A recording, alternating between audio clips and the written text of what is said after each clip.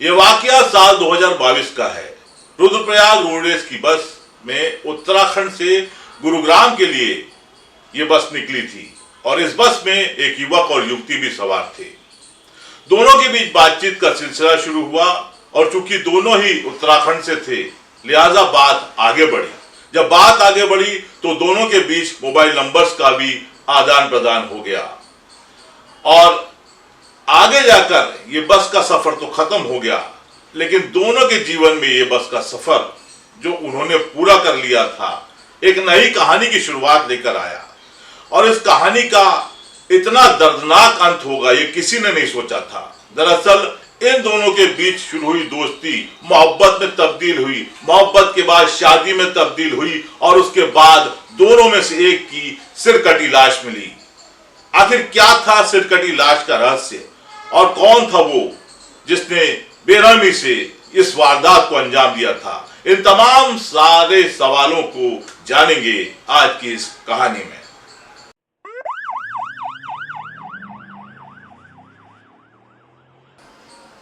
नमस्कार, सत श्री अकाल, आदाब। मैं हूं नरमल सिंह बैस। जिस कहानी का मैं जिक्र कर रहा हूं, जैसा कि मैंने आपको बताया कि उस कहानी की शुरुआत होती है एक बस से। दरअसल 2022 को उस दिन पूजा नाम की एक युवती जो कि उत्तराखंड की रहने वाली है और गुरुग्राम में एक स्पा सेंटर में काम करती है, वो सफर कर रही थी। साथ ही जैसा कि मैंने आपको बताया उसका एक साथी भी था, यानी कि उसके साथ जिससे उसकी मुलाकात हुई वो युवक भी सफर कर रहा था। सफर थोड़ा आगे बढ़ा, दोनों की बातचीत हुई और इस युवक ने पूजा को अपना नाम अजीत बताया। बातचीत से सिलसिला और आगे बढ़ा। जब दोनों को यह पता चला कि दोनों ही उत्तराखंड से हैं तो और भी लंबी बातचीत होने लगी। इसी दौरान अजीत ने पुलिस को बताया कि वो टैक्सी का काम करता है, टैक्सी चलाने का काम करता है।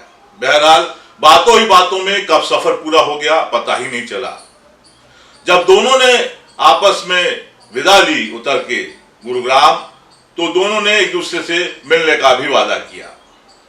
बस जैसा कि होता है अक्सर उन दोनों में बातचीत होने लगी, मुलाकातें होने लगी और ये नजदीकियां खासकर तब बढ़ गईं जब साल 2022 में ही पूजा की माता जी की तबीयत खराब हुई और उसे उत्तराखंड जाना पड़ा। उस दौरान उसने अजीत को फोन लगाकर ये बातें बताई और अजीत के साथ ही वो 2-3 बार अपनी मां को देखने उसकी टैक्सी से उत्तराखंड अपने गांव गई। जाहिर सी बात है अब तक दोनों और नजदीक आ गए थे, लिहाजा 2023 में दोनों साथ में रहने लगे, यानी कि लिव इन में रहने लगे। बात मामूली थी, आराम से चल रही थी, दोनों की सहमति से चल रही थी। देखते देखते वक्त गुजरने लगा, लेकिन एक दिन दोनों को लगा कि इसके पहले कि समाज उनके संबंधों पर उंगली उठाए, अजीत ने पूजा से शादी कर ली। यह करीब 2024 सितंबर 2024 की बात है। सितंबर 2024 में पूजा से शादी के बाद अजीत कुछ बदला बदला सा रहने लगा। दरअसल इसके ठीक 1 महीने बाद ही जो खुलासा हुआ उसने पूजा को चौंका दिया। दरअसल अक्टूबर 2024 में अजीत ने पूजा को छोड़कर सितारगंज जाकर अपनी शादी कर ली और शादी हो जाने के बाद जब सारी हकीकतें पूजा को पता चली तो ये भी बड़ा चौंका देने वाला था कि अजीत दरअसल अजीत नहीं था, वो उसका असली नाम मुश्ताक था। मुश्ताक के बारे में सारा कुछ जानकर पूजा जो है बदहवास हो गई, काफी नाराज हुई और बेहद ही दुख से भर गई।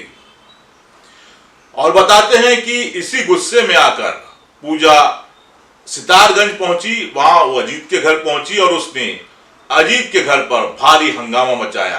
अजीत यानी कि जो उसकी नजर में अब तक अजीत था वो दरअसल था मुश्ताक। बहरहाल मुश्ताक के घर उसकी दूसरी शादी को लेकर जो हंगामा हुआ उसमें पूजा ने मुश्ताक से यही कहा कि पहले तो तुमने अपना धर्म छुपाया और उसके बाद अपनी ही बिरादरी में शादी भी कर ली, तो ये तो एक तरह से डबल धोखा हो गया। बहरहाल मुश्ताक की इस बेवफाई के बाद नाराज होकर पूजा अपने गुरुग्राम वापस लौट आई। इसके बाद मामला कुछ यूं आगे करवट बदलता है कि इसी हंगामे के बाद जब मुश्ताक को लगा कि इस हंगामे से उसकी बिरादरी में उसकी नाक कट रही है, बदनामी हो रही है, तो 15 नवंबर के रोज वो किसी तरह से पूजा को मनाकर अपनी बहन के घर अमाव गांव ले गया।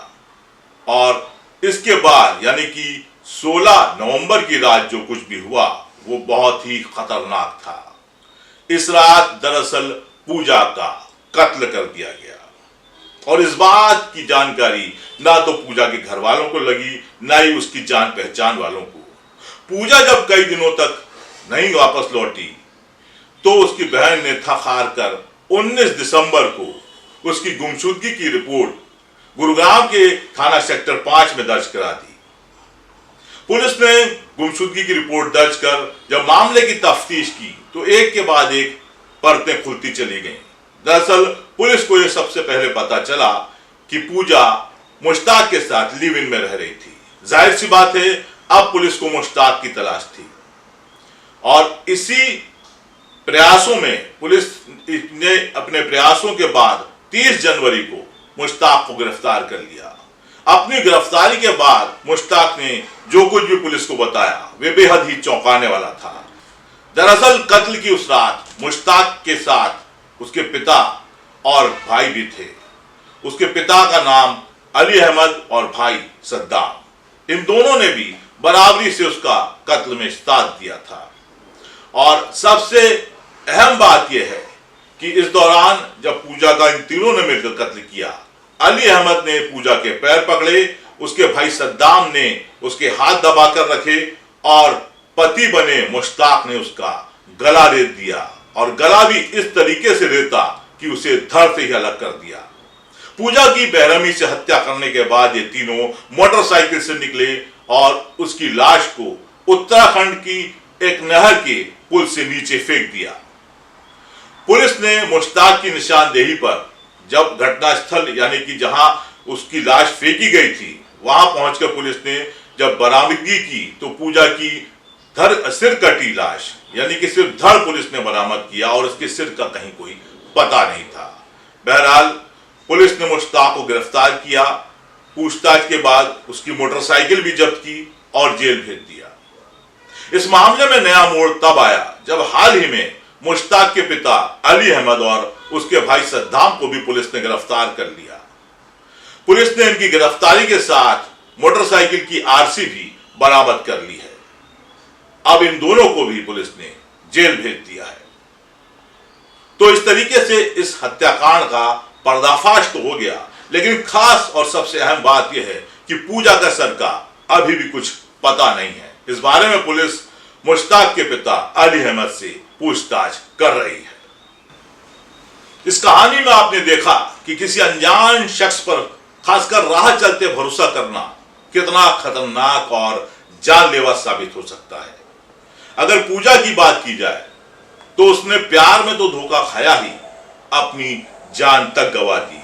वहीं अगर मुश्ताक की बात करें, मुश्ताक की बेवफाई ने उसने अपना धर्म छिपाकर, सच्चाई छिपाकर पूजा से शादी की, यानी कि उसके जो झूठ था उसके झूठ ने ना सिर्फ पूजा के उसके हाथों पूजा का कत्ल करवा दिया, बल्कि मुश्ताक के पिता और भाई भी जेल पहुंच गए और मुश्ताक की नई नवेली दुल्हन अब जो है मुश्ताक के इंतजार में रहेगी, जो कि अब जेल में अपनी आगे की जिंदगी काटेगा। तो जाहिर सी बात है दोस्तों कि अपराध के रास्ते पर चलकर कभी भी सही मंजिल नहीं हासिल की जा सकती। अगर आपको सही रास्ते पर चलना है, अपनी मंजिल हासिल करना है, तो सच का साथ दें और सिर उठा के दिए। अगले एपिसोड में फिर मुलाकात होगी। उसके पहले एक बार फिर आपसे गुजारिश करूंगा कि मेरे चैनल को सब्सक्राइब करें, लाइक करें और कमेंट भी करें। नमस्कार, जय हिंद, जय भारत।